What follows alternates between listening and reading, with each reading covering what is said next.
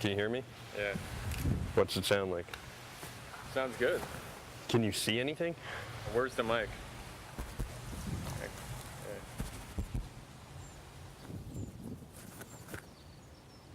There. Okay. All right, we good? Okay. Good. What are we gonna say if I get busted with a camera? We're going to say that you're a foreign exchange student. No, we'll say that we're making a video for my father's birthday and we wanted to surprise him. Nina, where'd I go? Okay, here goes red. No, she can't do that. I can go out, don't you? I'd say take a position. Yellow is dead on Coming red. right Red is not dead on yellow, so I can come. Hey, Dad, how you doing? You may not film this. Would you feel uncomfortable? Yes, you may not do it. Just go play golf. Go on. Play golf? Just go play golf. You cannot film this. I'm serious. Somebody here? Yes, this is my son, Jamie. Hello, good to see you. Jamie Johnson, that's my dad. Am I a violation of the dress code? As long as it's white, you're fine. Well, this is so exciting. You know, I don't think I've ever seen people playing croquet in all white before. Well, what do you mean? That is the uniform.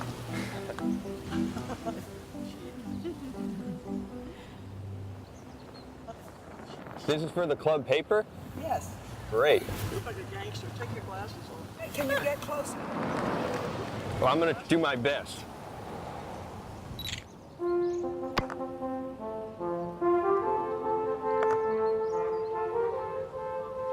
Wonderful shot. Are there teams? Yes, don't you play? I wish I did. Well, you should get your father to teach you. He's good. He's hiding that from you. He's hiding a lot of things from me, apparently. It's an interesting game Yeah. because you can use other people's balls. What a cheer now. Kill, kill. Are you in college? I graduated from New York University, and I've been working on documentary films. How? Really? Yes. What kind of a documentary are you doing? Actually, it's about wealth and issues of social class and things like that in America.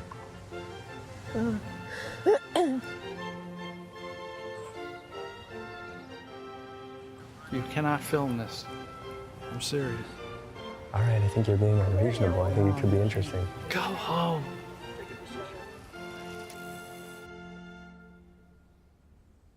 This is really what makes a family great. The center of a family, what I see is a white, beautiful sphere of pulsing energy, inside of which all of you sit. And you're all atoms growing energetically, helped by each other. And that I know I'm a wonderful lucky circle guy. puts out energy, doesn't it? My great-grandfather started the Johnson & Johnson Pharmaceutical Company, and my father inherited a fortune worth $1 billion. Frankly, delight.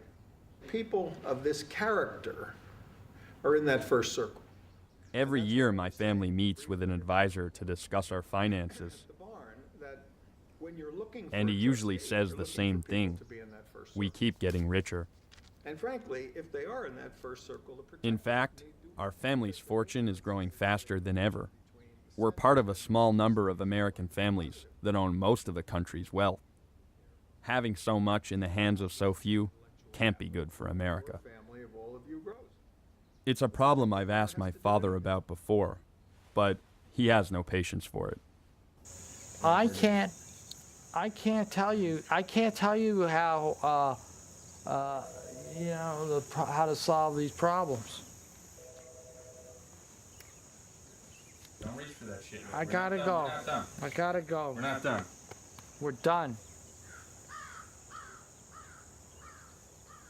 Dad, just wait. I have more questions. I'm not an expert on these issues. What do you want from me?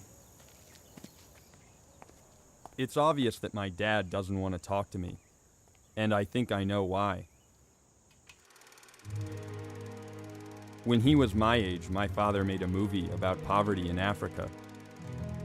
I know his family severely reprimanded him for making his film, and that's probably why he's so reluctant to participate in mine.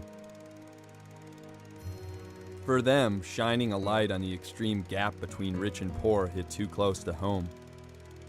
The wealth gap is hard for rich people to acknowledge anywhere in the world, especially when it's in their own backyard. Today in America, the disparity between the haves and have-nots is worse than it's ever been.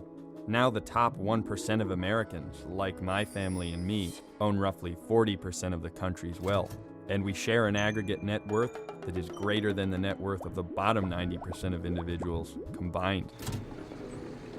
Even though the last 28 years have brought America the largest economic boom in the history of finance, most of the rewards have gone to those who were already at the top of the ladder, and they still do. Average members of the 1% now earn over $1 million a year, while a majority of Americans earn close to $35,000, which is what the average CEO earns for less than 1 day of work.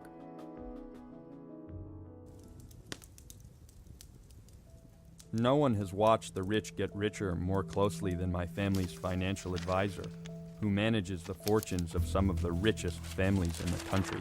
Jamie, I'm not against you making the movie. The movie is fine for you to make. It's good for you to have something to do with your life, and it's a good project, but you don't know what the hell you're talking about. You have no idea the scope of and the impact of what you're saying is. And before you know it, it has had unintended consequences which you can't even imagine. And it becomes bigger than you ever thought, and it's taken forever to get to where we are. You don't need to go blowing up the apple cart, you know? It's crazy. I hate to see you doing this to yourself. What about the facts and figures, though? I mean, what about the data? You're making a fool's argument, and it depresses me to see you doing it. And you should just do a little bit more work on it.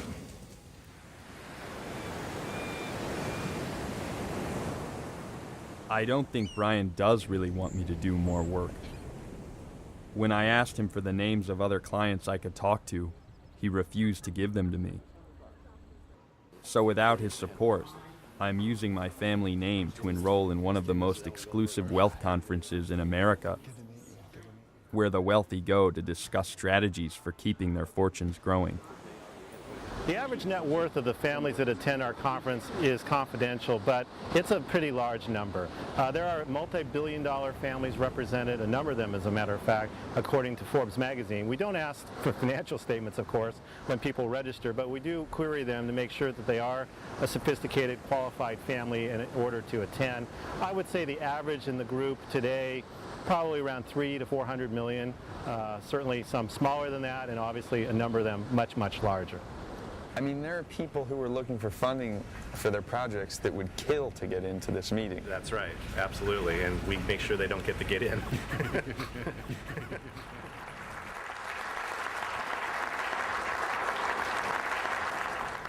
My goal as I get older for the families I serve, the few that I'm still consulting to, is to see if I can help them get to their 5th generations in good shape and go on from there.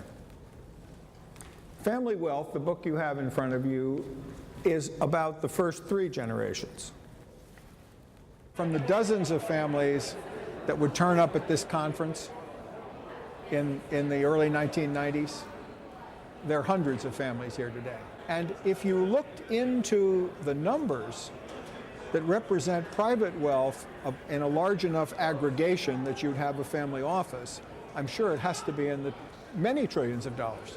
There is much greater good done by the people with the wealth in creating jobs, creating business opportunities, and in philanthropy than otherwise. And I would say that it makes more sense to me to encourage business ownership, encourage wealthy to generate that wealth so that wealth can then be shared rather than take it from individuals to then redistribute it through social policy and transfer policies of Medicare, Social Security, etc.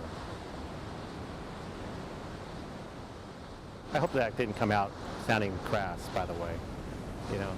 You know what I mean? It's like, I don't want to sound, okay. You know what I'm talking about? It's like, don't take the money from me.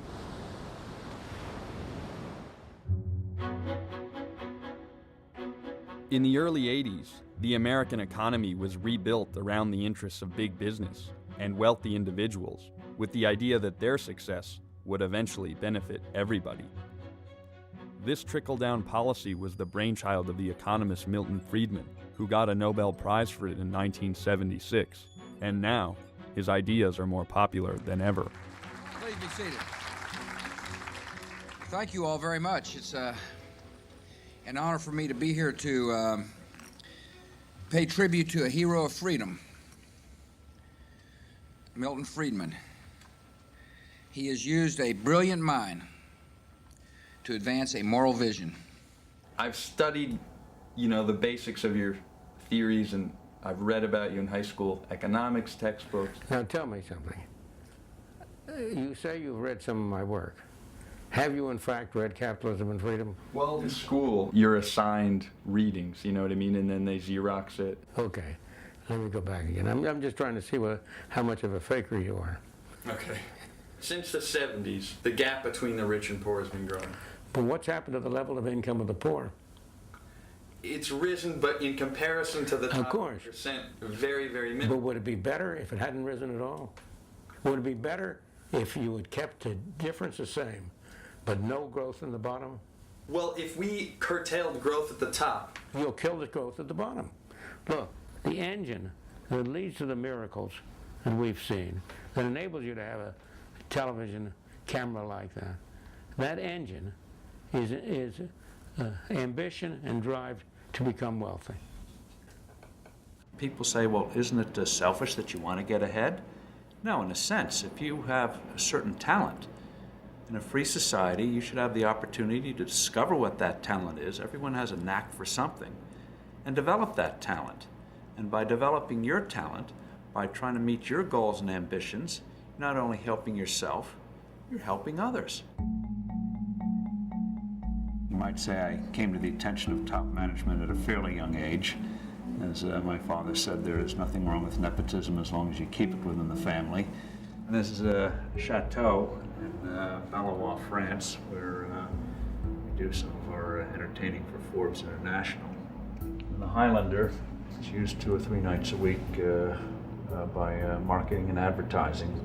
Sometimes you have to spend money to make money. Capitalism is, I think, a moral system. And this idea in our popular culture, you see it in every novel, the businessman's the heavy. In Hollywood, the businessman and the corporation are always the font of evil.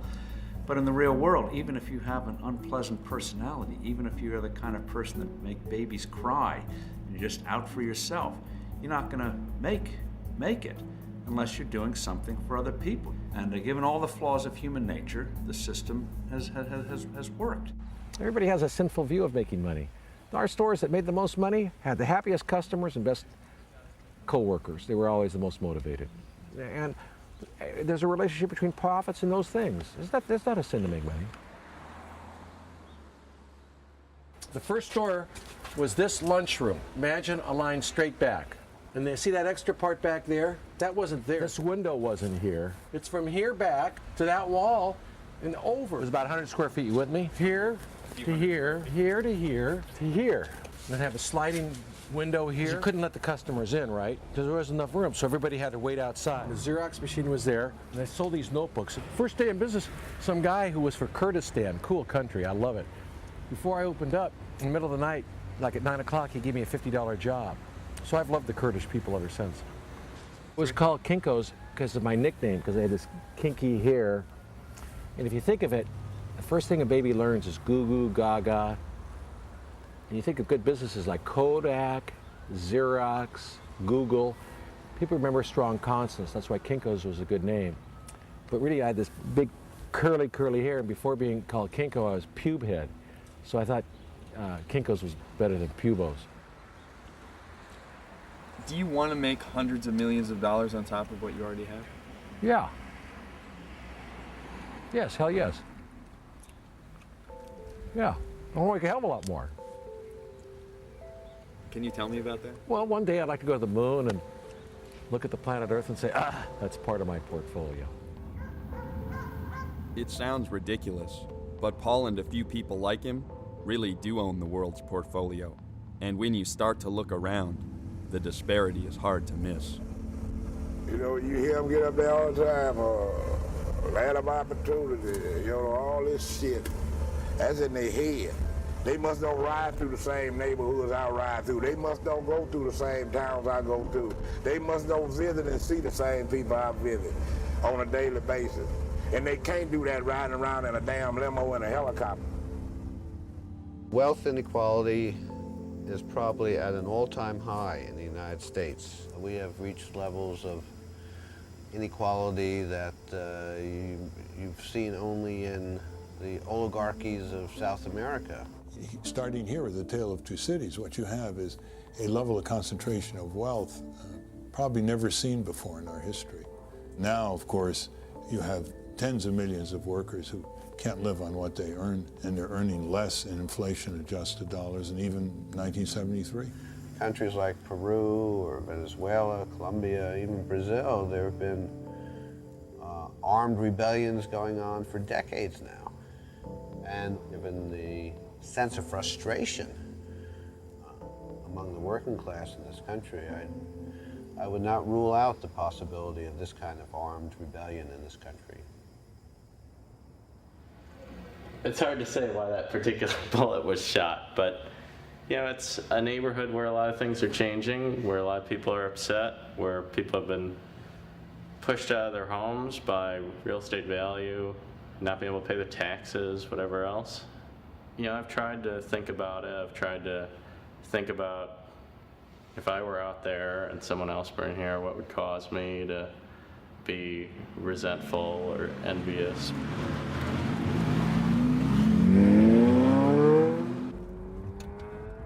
The south side of Chicago is one of the poorest inner-city communities in America.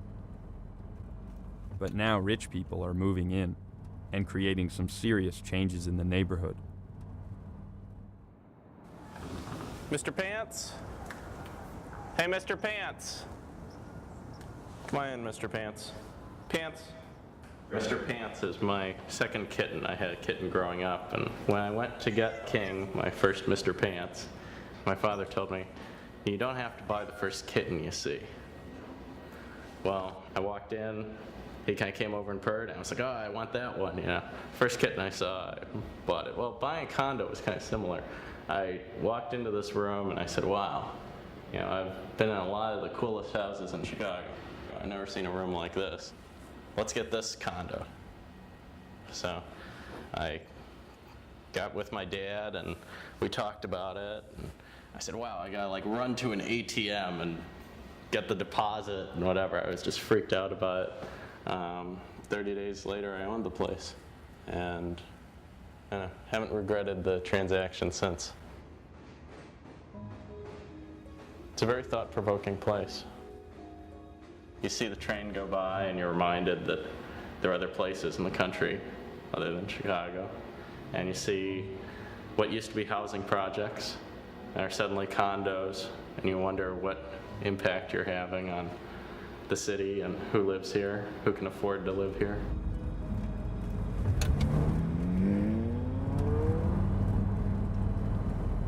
It wouldn't be such a big deal if the change weren't so drastic. So these buildings used to be public housing. Now they're being taken condo. Sure, you put in new windows and you spruce the place up a little, but the fact is that someone who is using the public housing system lost his home for each one of these units that's being created.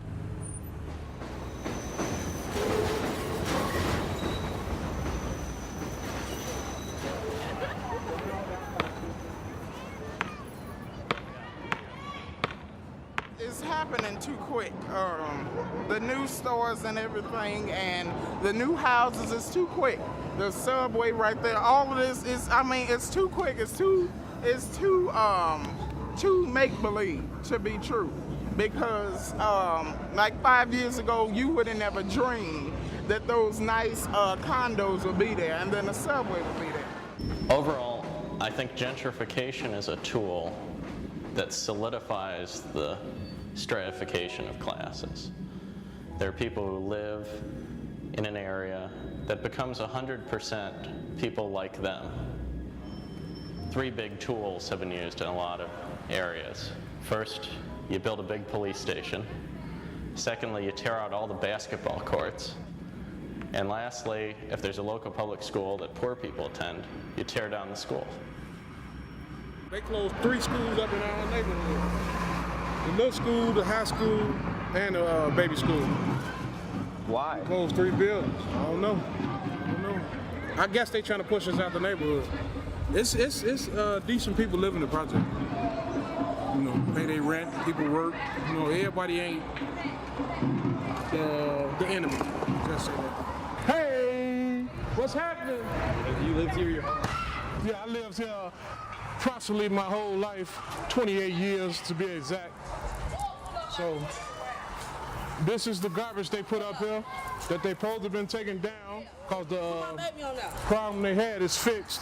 This is our lobby. The phones used to work when the police used to have a police station right here. This used to be their police station right there. What happened to that? We ran them away. Well, the people ran them away because they was on BS. That's our mailboxes.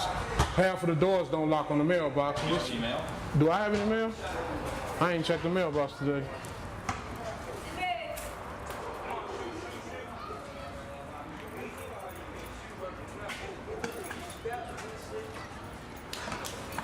No, I got a bill.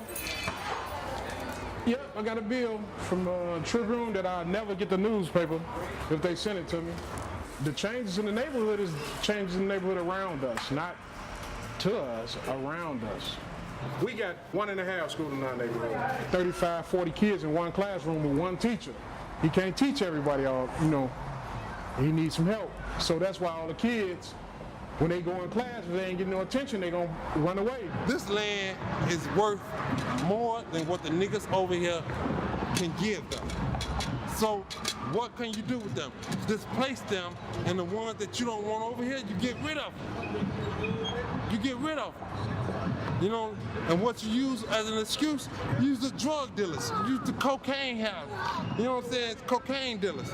You know what I'm saying? You use the people that's over here doing nonsense to try to get rid of nonsense. We grew up as a family. You know, one building to the next building to the next building. You know, you can sit up here and talk all you want to, but yet still, we love our kids. This is my son. Come here. This is my son. Do you feel like your kids have an opportunity to get rich in this country? Hell no. Hell no. They ain't no rappers. My kids ain't gonna be rappers. They ain't gonna be rich. It's easier to just cleanse the earth of these people, send them to the far reaches of the universe, and the mayor's office will build a big police station, build a bunch of townhouses, the yuppies will buy in and bougify it, and suddenly we'll have a community. Yeah, there'll be a bunch of people displaced. Yeah, there'll be a bunch of crime problems, but it's easier. We found the easy solution. Charles Darwin did not invent the term survival of the fittest. That was Herbert Spencer, a social Darwinist who thought that if we just allowed the rich to get richer, that was good for society because we want to discourage the poor from having a lot of children and basically surviving. That kind of social Darwinist notion has stayed alive in certain quarters, and I believe that it is there behind much of the economic policies we are now seeing. Look, there never in history been a time when the ordinary people of this world, and particularly in the rich nations like the United States, Britain, and Europe, never been a time when the ordinary people have had the level of income and living that they now do. But what about the tens of thousands of people whose lives were affected by the decision? You can't make an decision? omelet without breaking eggs. You have a system which is overwhelmingly yielding good results. But there's no question that it's not perfect, and there are cases and people will get hurt, but that's true of any system. Doesn't it make you nervous when you see so many powerful and extremely wealthy individuals sitting there directly influencing those politicians when we're in a democracy? They're not influencing anything. They're playing a role in the political system, but Congress is ultimately going to be influenced by public opinion, by what the public wants. The public will get what the public wants. A few months ago, I told the American people I did not trade arms for hostages. My heart and my best intentions still tell me that's true, but the facts and the evidence tell me it is not. In the 1980s, the U.S. government illegally sold weapons to Iran and used the money to support Nicaraguan rebels in what turned out to be the Iran-Contra scandal.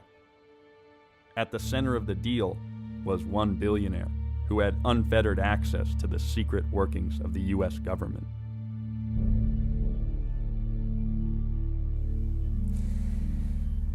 We got involved in this Iran-Contra story, which unfortunately backfired a little bit on everybody. They asked me to finance it. I said, okay. So I gave credit to the CIA for $1 million, and they shipped the equipment, and the Iranian paid me back. It was supposed to be a hush-hush operation. As business people, we have ways of manipulating the government officials, and they have ways of manipulating us. I take advantage of opportunities that come. In all relationship in the world, when you have contact, like if I have contact with you now, I'll call you when I arrive in New York and say, hi, Adnan, I want to see you. I have to, it's nothing abnormal. You probably will take me out to dinner and introduce me to another person who I make business with.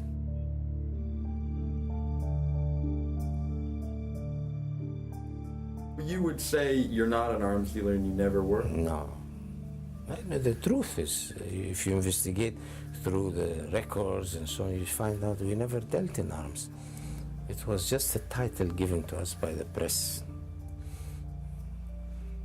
But when you helped connect the United States government and the Saudi government over sales of weapons, what would you call that? Marketing. I worked with the British on the Lightning program. I worked with Raytheon on the missiles. I worked with Northrop on the F-5. But this is normal business. This is the whole life around the free system is like that.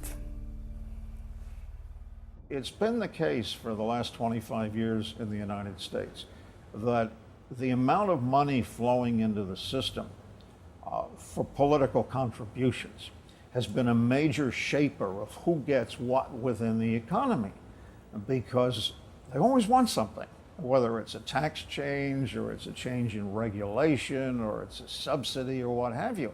And as a result, there are a number of studies that show the people giving the money have often had the greatest benefit in terms of what happened to their stock price or their own personal fortune.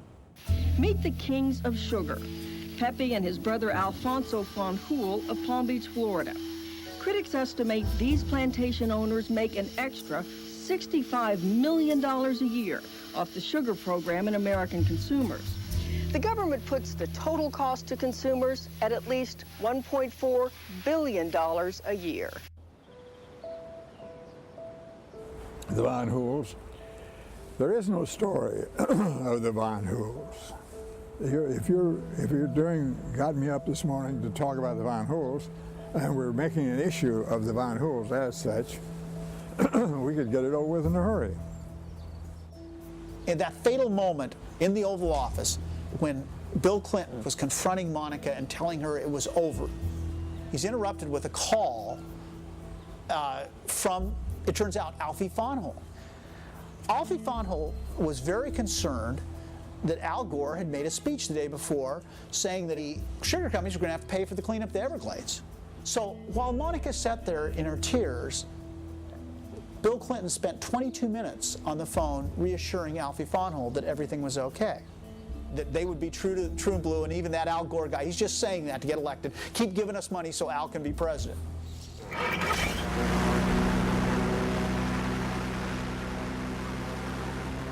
Nobody knows exactly what it costs to produce a pound of sugar in the Everglades, but it's the second most profitable crop to tobacco in the United States, and it has made the Van Hool family extraordinarily rich. The incredible thing is that for every pound of sugar grown in the Everglades, and we're talking about hundreds of millions of tons, the American taxpayer guarantees a price of 22 cents a pound, way above the world price of 7 cents a pound. The sugar program is a combination of import quotas and a guarantee that the government will buy any surplus. It limits dramatically, it limits to almost nothing the amount of foreign sugar that's permitted to enter the U.S. That means if you need sugar in the U.S., you have to buy it from the U.S. sugar producers. And that results in the price being artificially raised. There's a shortage, usually, and so the U.S. price of sugar is higher than the world price. So you can go to Canada and the price of sugar is 1/3 of the United States, or Mexico is 1/3 of the price in the United States. And they guarantee the price. So if there is too much sugar in the United States, the federal government will buy the sugar at the high price. It makes zero economic sense.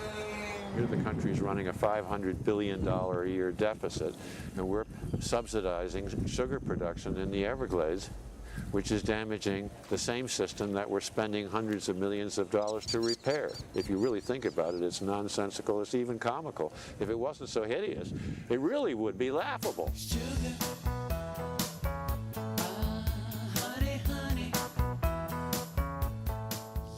The Van Hool family makes hundreds of millions of dollars, become very wealthy because of a government program.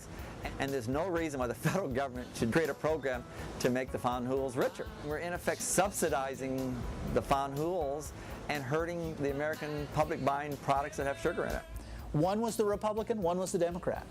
Alfie Van Hool was the single largest contributor in Florida to the Clinton campaign, and his brother was the largest contributor to the Republican Bob Dole campaign. They had it covered either way. What we're talking about is somewhere over $400,000 to various people in contributions to the Republican National Committee. They are putting down, in most of these cases, their occupation is with the Florida Crystals Corporation. That's the Sugar Corporation. Yeah. Well, that's them. Money doesn't decide every issue in politics, but most issues it plays a major part in. And if you're going to try to understand politics and why things happen the way they do in Washington, you have to, as they say, follow the money. That's an industry. How democratic is that? It ain't. It is called free enterprise. It is free enterprise.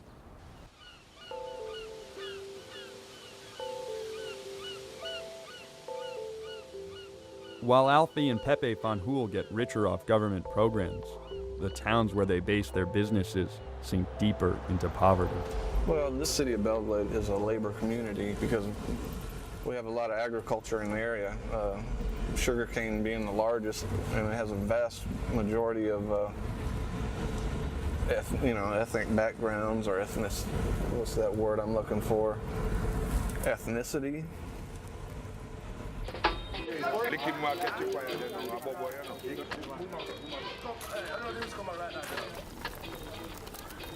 When sugar barons like the Van Hools needed cheap labor, the U.S. made an exemption to immigration laws.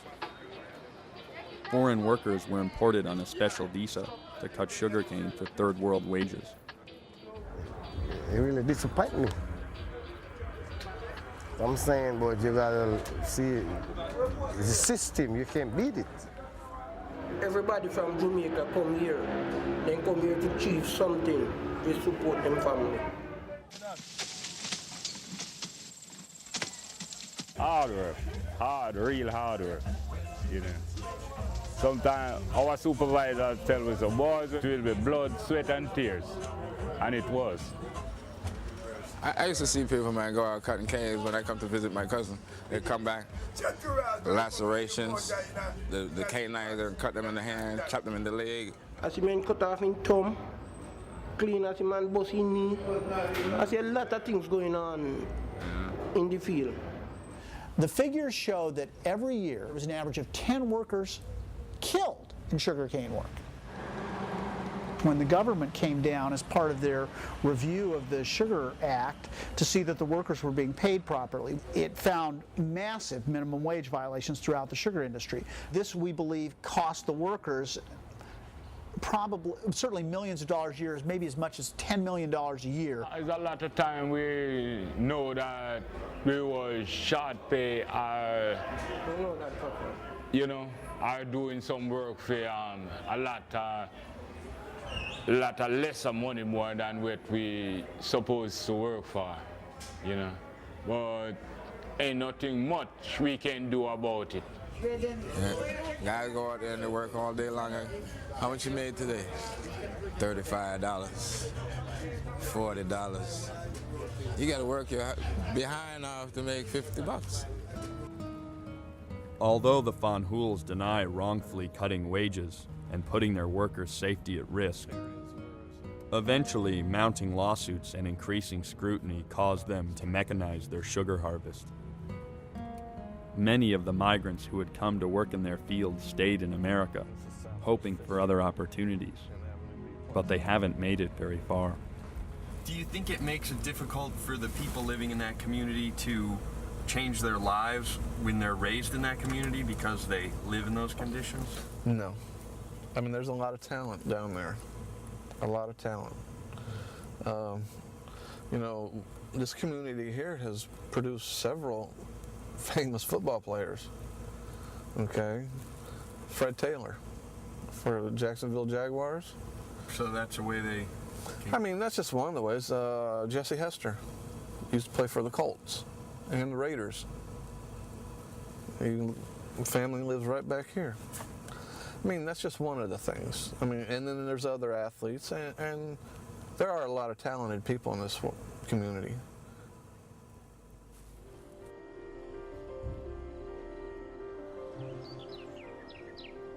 It's hard to believe that just a few miles down the road from Belle Glade is one of the richest towns in America, Palm Beach. The contrast between the two communities is astounding. But most rich people have come to accept the blatant inequality as a way of life in our country. I know my father is different. He struggles with it. Yet every time I turn the camera on, his instinct is to keep quiet. We're in the middle of the meeting, you come in with the camera. We don't want to talk on camera about what we're doing. Well, I just think, you know, if we're secretive... Secretive about what? About wealth, about the American aristocracy. It's written up in every paper twice a year. They tell you with a nickel how much tired you're of you worth. talking What's the about- secret? Why can't I be secretive? Every man's house is his castle in this country. There's nothing wrong with shedding light on that and reviewing it, and then hopefully it corrects itself. Well, I want you to be careful, and I mean that. It's your personal family. Well, you made your movie, and now you don't want to talk? Jamie, what is so dark here? What do you think's going on? What are you talking about? Take this camera and your film and do another person or another family. It's not going to happen here. It's frustrating, because I know when my dad was my age, he had something to say about social inequality.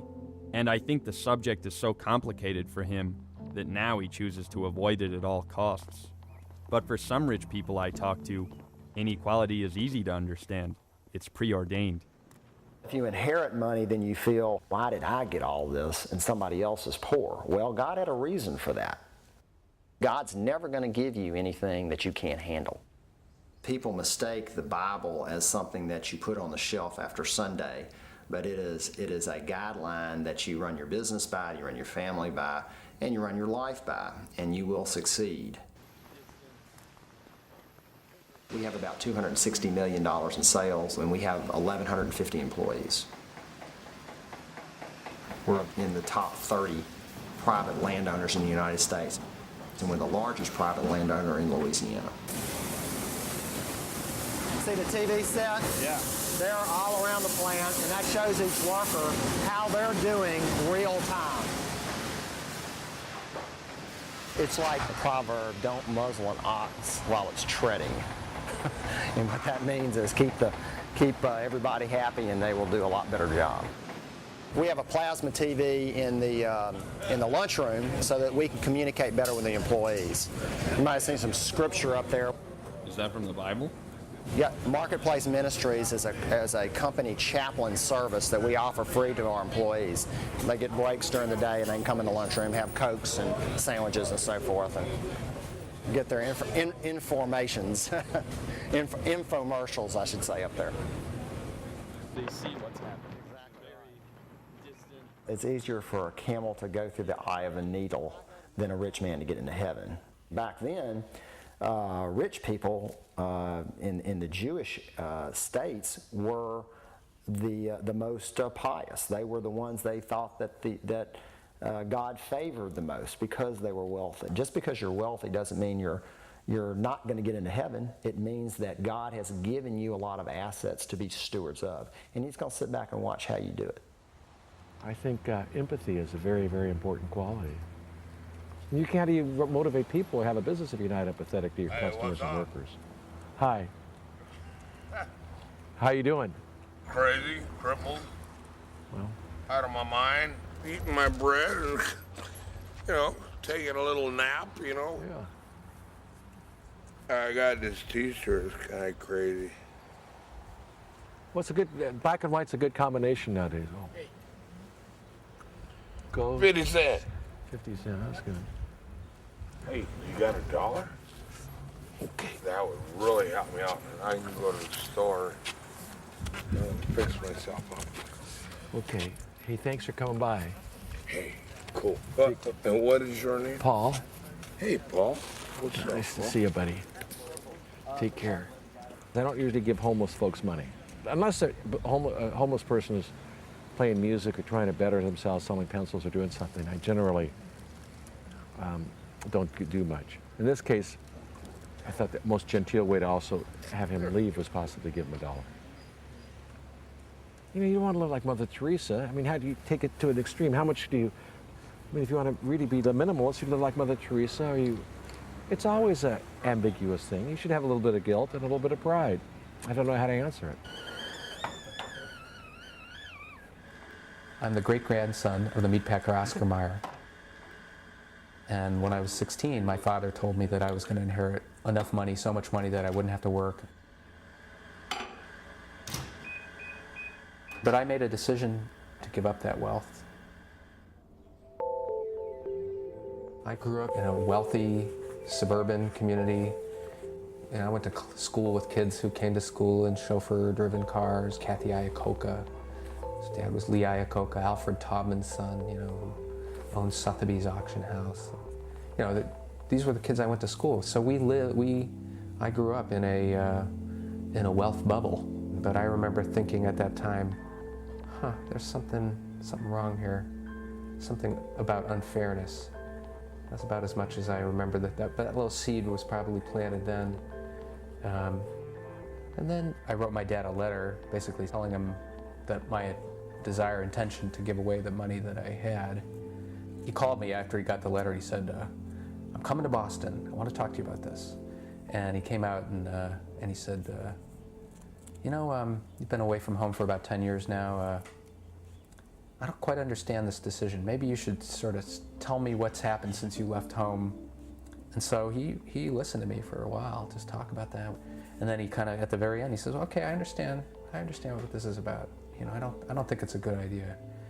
And my questions have to do with, have you really thought through all the consequences of this? Like, what if you have a child one day, and that child has a severe disability?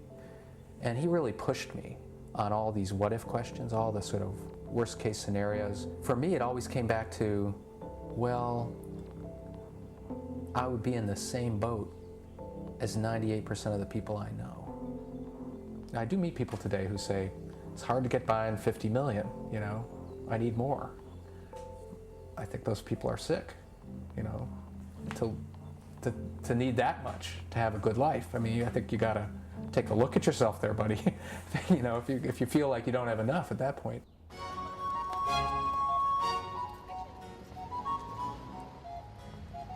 I'm in Los Angeles and I'm staying at the Beverly Wilshire.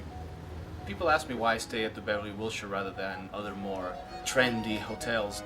And my answer, I think it's an important point of distinction, is that I'm really not interested in being cool. I'm interested in being served. I'm from Italy, and in Italy, I possess money, but also notoriety. Notoriety for what? For having been rich for, say, 5 centuries. When I moved to New York, all I was a young kid with money, and I really felt that there was something missing. At home, I was, the Baron. Here in America, you're nobody. Are you a model, or you act, or I'm just asking. No, I don't do anything. Actually, that's the point of the whole documentary. I'm just like a rich dude in Rodeo Drive, and the fact that I don't do shit, that's. Here, there's no monarchy that can knight you and say you're a baron now, but there is the media. And so what I did was I hired a publicist and started doing events and red carpets. All of a sudden you are a baron in a different way, but in a contemporary way. Today I'm in Los Angeles for some meetings with some production companies and networks for possibly a reality show, which would be featuring me. America is fascinated by seeing the trappings of wealth, and more specifically rank. Americans rejected inequality at the inception. They said no to aristocracy, they said no to all of this. But at the same time, when you shed your sins, you retain a secret desire of having them back. Do you believe that AIT engaged in proper I can't comment on what they did. In America, some of the richest citizens are treated like aristocracy, even when they go to great lengths to control how the public perceives them. When I contacted Warren Buffett about this film, he refused to talk. But a friend introduced me to his granddaughter, and she invited me to her home to show me what life is like in the second richest family in the world.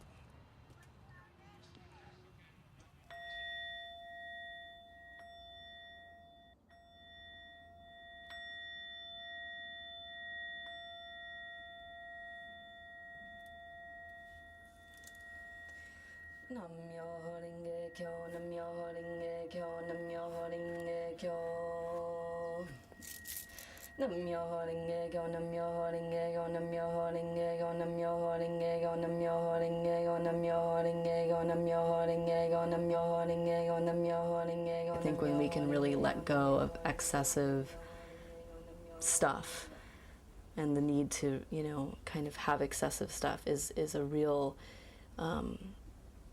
there's a lot of dignity in that.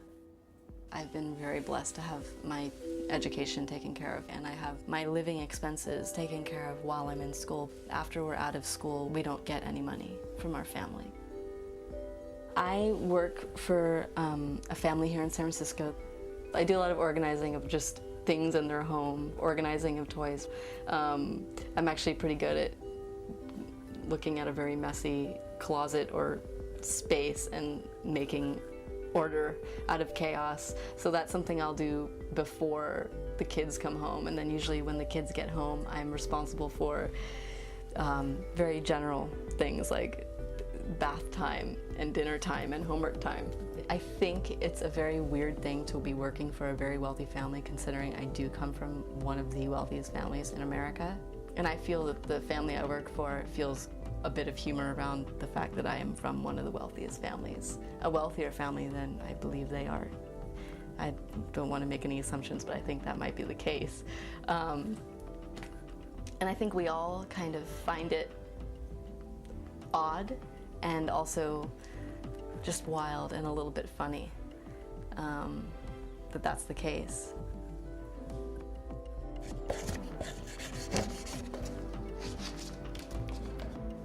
Since I was like 18, I've been totally focused on making art, being an artist. I transform a lot of my questions, doubts, and fears through art. I feel very fulfilled. I feel really happy in my life. I feel like I have more than what I need, and definitely what I need. How do you feel like your grandfather would react if he saw you in this video?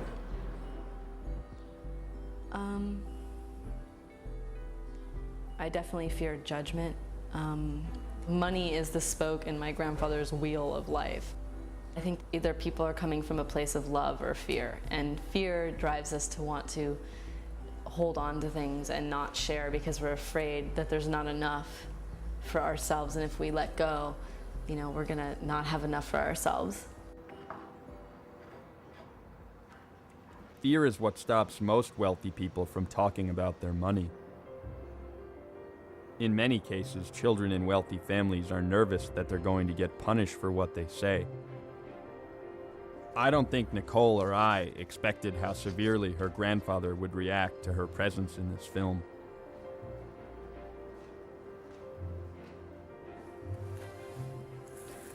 But after the shoot in her studio, she received a letter from him that surprised us all.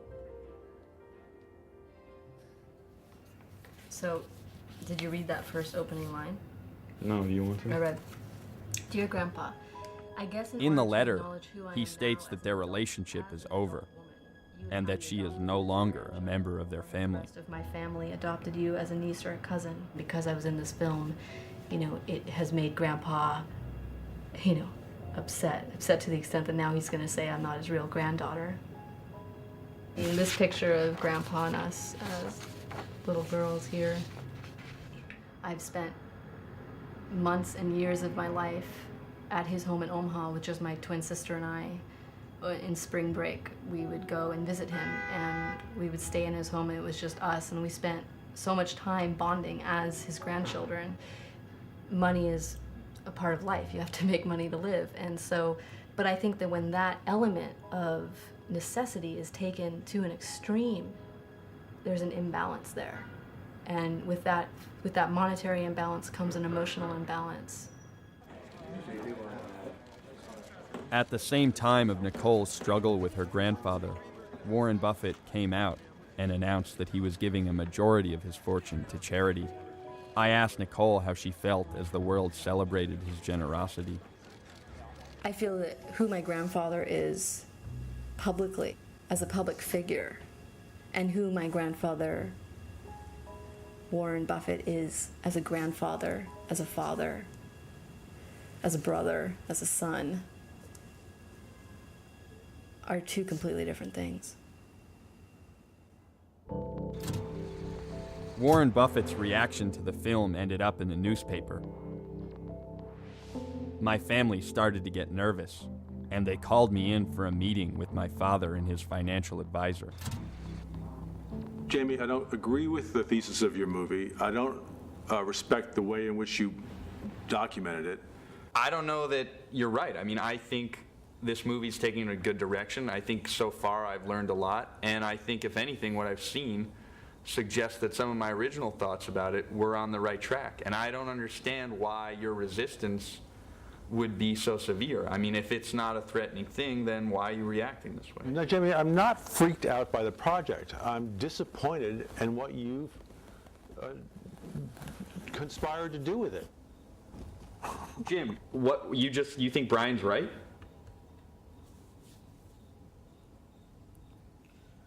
What do you mean, Brian? He's upset. I can understand it. I'm not sure whether he's right or wrong, but I feel like this movie is a good idea, and I feel like I've got to go forward with it either way. I can't take anymore. It's too much for me.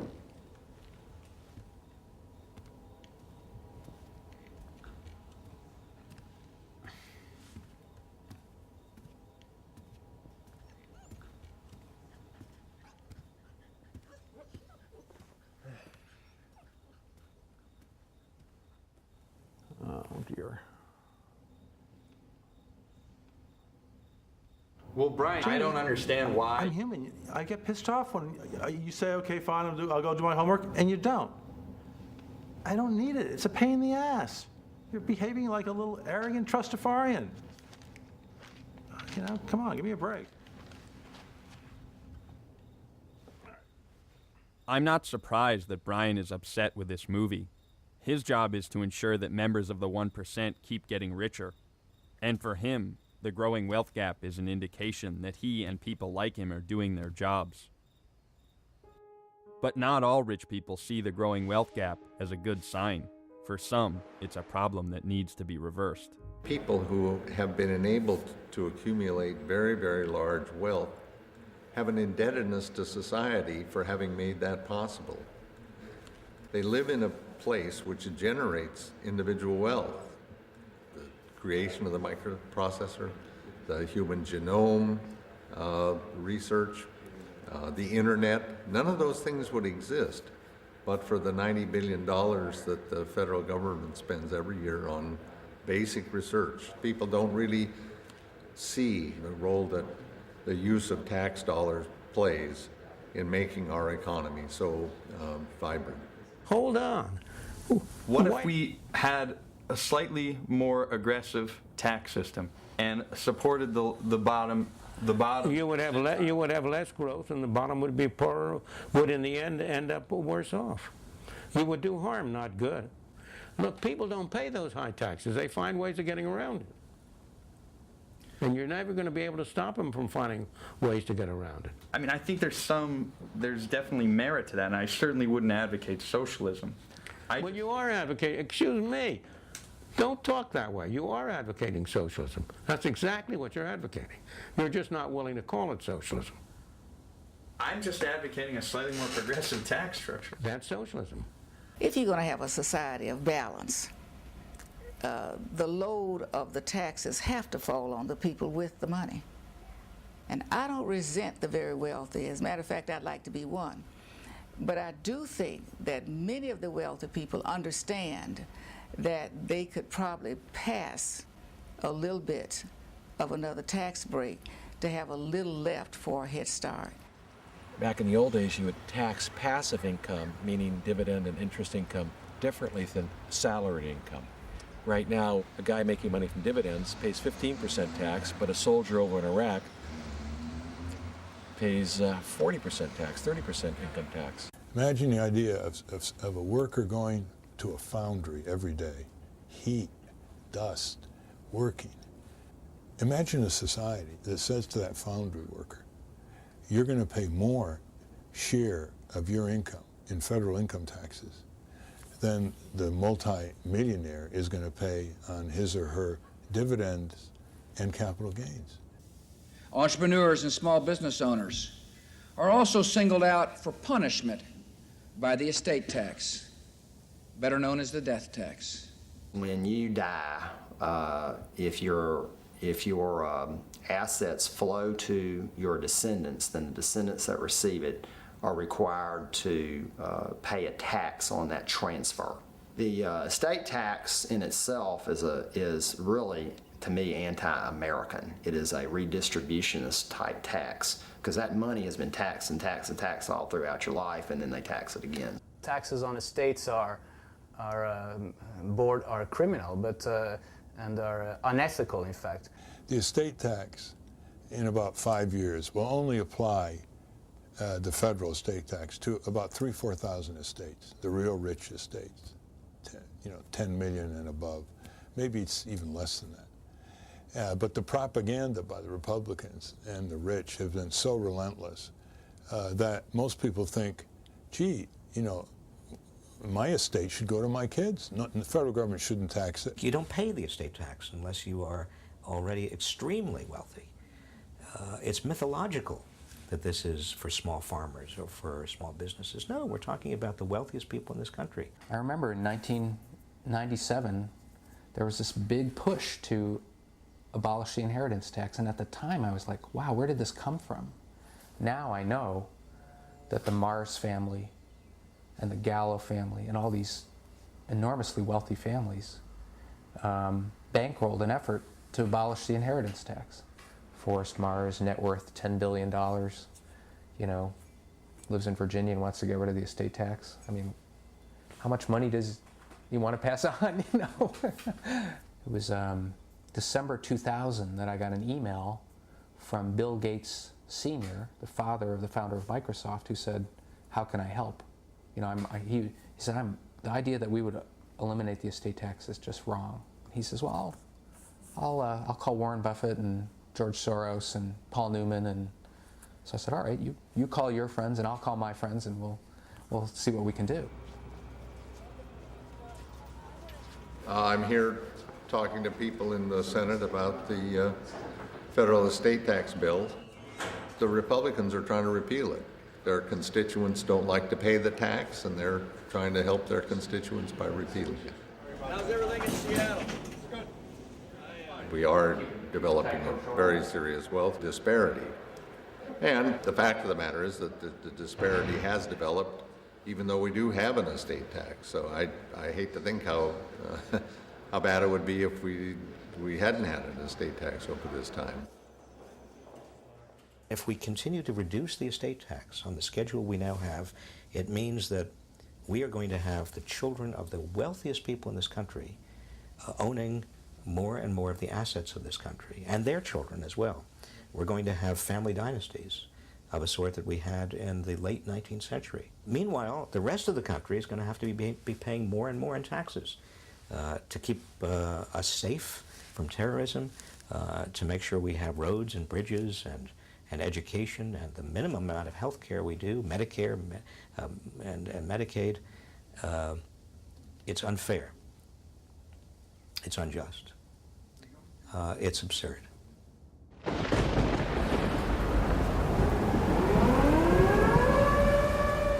In late August of 2005, Hurricane Katrina hit the Gulf Coast of the United States. I want every American to know that their government is doing everything it can to help get relief to those in need as quickly as possible.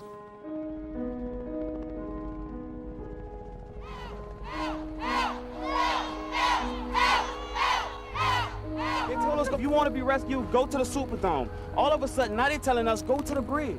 We have very few resources. What are we supposed to do? It is wrong. We have no water. You could have dropped it from the sky from them helicopters. How's a 3-week-old infant gonna be able to survive out here with no milk, no water? Look how hot he is. He's not waking up very easy.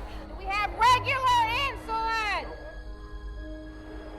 There were like bodies floating past my front door, you know?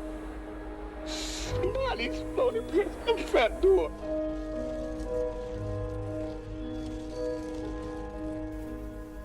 Americans are generous to each other, and I just hope that what the world is seeing is that even though we've been hit with something that is unlike anything that we've been hit with before, the generosity of this country and the caring of Americans for Americans is, I think, what is coming through. For 5 days, tens of thousands of people waited for help from a government that had seemingly forgotten them. When the president finally did show up, he didn't seem too worried about those most in need. Out of the rubbles of Trent Lott's house, his had lost his entire house, there's going to be a fantastic house, and I'm looking forward to sitting on the porch. While the president enthusiastically planned his future visits to Trent Lott's beach house, thousands of people waited outside the Superdome for food and water.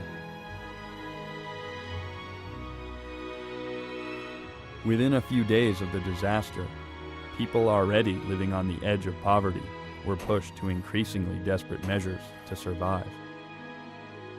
Hey, drop! Hey, drop!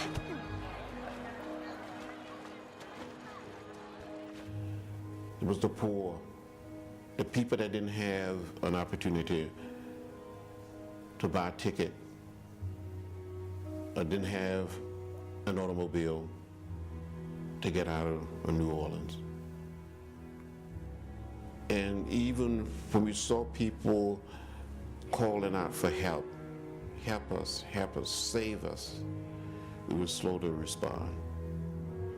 We're one people, we're one family, we're one house. And we all must have a place at the table in this house. And I think those in high places, whether it's the President of the United States, whether it's the Majority Leader of the Senate, or the Speaker of the House, or the mayor of our cities, or business leaders, we must recognize the fact that none of us, not one of us, are going to get out this predicament until we all sort of get out together, get tired together as a nation and as a people. The one thing you can depend on everybody is that he's going to put his interest above yours. I don't think that's a very hard thing to understand. Well, aren't all these signs that we're starting to see in America that are emerging in America? What signs? Didn't they all apply to past civilization? We're not exempt from those rules of history, are we? When our society collapses, it will not be for the reasons you've cited. It will be because our government has grown too big, because we have not held government down to size. I'm nervous that because we're not asking the right questions, because we're not willing to curtail our rapid growth, because I think it's time for you to get out of here. We're at the stage now where the gap between the rich and poor is growing. You've exhausted my patience. I have. There is no equality in life. Forget about it. We are what we are. We are created layers over each other. This is it. There are the waiters that serve your coffee, there are the cooks, and there are the people who will buy the facilities and enjoy it. What can you do? That's life. I think that what we've seen in the last 20 years is reckless because of where the United States sort of is at the top part of its trajectory going down. We use too much oil. We make too much money out of finance. There's too much debt. There's a recklessness about resources, a recklessness about borrowing, a sense that it's always going to be up, and away for the United States that serious study just doesn't support. America has been blessed because of its Judeo-Christian background, its alliance to the Ten Commandments, and its laws were based upon that. And that's why it's been blessed. If it gets away from that, it will fail. In the progressive era, in the first decades of the 20th century, we had a huge gap in income and wealth between people at the top and people at the bottom and the working class. Our cities were festering. The rich were capturing more and more power and wealth. But what did we do as a society? We didn't have a revolution. We didn't turn to socialism or communism or fascism. We reformed ourselves. The progressive era was an era of reform.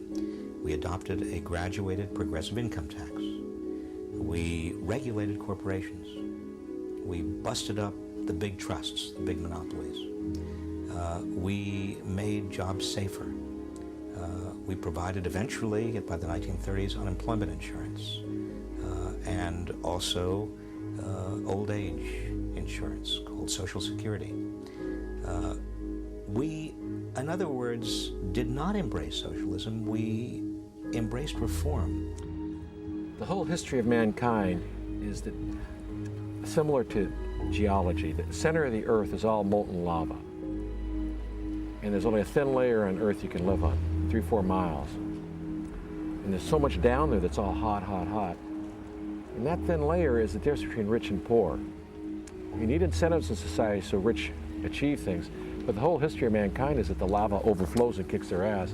I think there are more and more really wealthy people, still small in number, who are basically saying we cannot continue this devastation of the lives and hopes and rights of tens of millions of our fellow Americans. That it's not smart from our point of view. They're multi-billionaires, but they're beginning to be fearful of the future. My great-grandfather started the Johnson & Johnson Pharmaceutical Company. Okay, Johnson & Johnson. Big money. Yeah. Old money. Old crooked money. And that money that come out of them moonshiners and all. Look at it. There's some truth to that, man. I know it's true. The same way to get it to forward. Man, see, the truth don't hurt. You know, I can tell you something, and you might think I'm an idiot. My family was one of the richest families in the world. but not with money. With love, kindness, tolerance, and patience. Qualities that's worth more than money, and you can't buy that. They taught me how to love people for who they are, not what I want them to be. See? They taught me how to get along with people. They taught me to treat people the way I want to be treated. They taught me to treat each person for who they are, not clump them together because we all different in our own way. That's the richness that I was brought up with.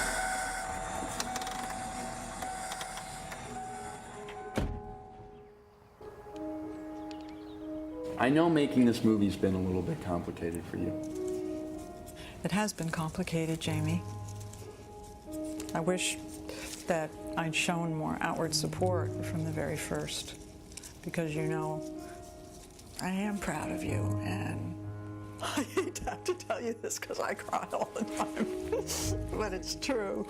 And I just wish I'd shown you right away how proud I was of you and how much I agree with what you're trying to do. I wasn't born rich, so I might have started out with a very different set of ideas. And I've tried to be sensitive to your dad's ideas about it. And a little bit careful, you know, somewhat considerate of him and how he likes it to be, and so that creates a little conflict, and that creates a little conflict about the movie. What is so complicated about it? When I first married your dad, he was, after all, a surfer and a painter. And he was not the grown person that you see today. And I think you and he could spend time exploring that. And now we've come to a conclusion, and I know you have some questions to ask me, and I'd like to proceed with them. Well, what about the movie you made when you were my age? When I was much younger, just out of college, I got involved in charitable giving to an anti-apartheid organization that was making a film in South Africa. It involved wages and workers in certain companies. When it aired on public television, Johnson & Johnson, I know, was included in that. And several people connected with the company started to complain to the CEO there about, what's Jimmy Johnson doing? He's undermining our business. My name also appeared on the film credits, and I remember going down to meet with the CEO at the time, and I began to realize that it was a story with two sides. That yes, they didn't pay that high. Forget it. What? It's going nowhere.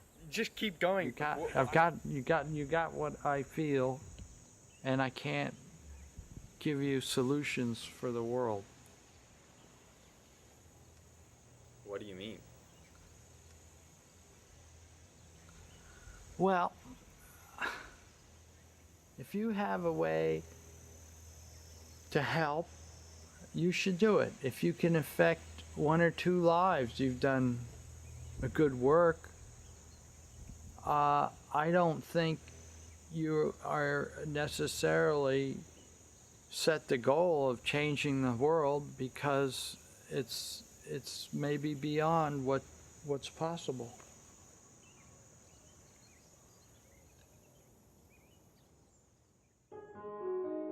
I'm proud of my father for making his movie. It's surprising it took him so long to tell me about it, but the scolding he got from the company clearly took a toll on him, and it explains why he hates talking about money. Unfortunately, many rich people feel the same way as the executives who confronted my father. Self-preservation has given rise to the growing wealth gap in America. And the bigger the gap gets, the more removed wealthy people get from the world around them. But if you're always hiding from the problem, you're never going to find any solutions.